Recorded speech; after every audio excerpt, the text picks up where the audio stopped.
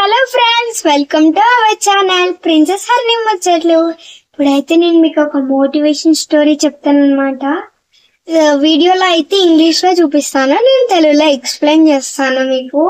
Story name ఏంటంటే the bamboo and the ఫెరన్. దాని caption ఏంటంటే ఏ tale of patience and growth. చాలా స్టోరీలోకి వెళ్ళిపోదాం. ఏ man plants a fern and a bamboo seed in his garden.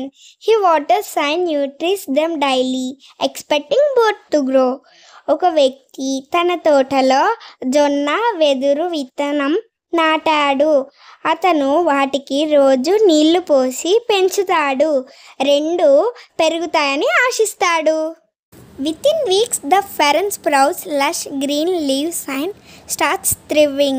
The bamboo seed shows no sign of growth.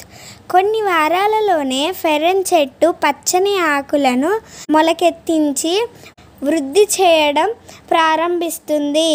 వెదురు విత్తనం పెరుగుదల సంకేతాలను చూపించదు.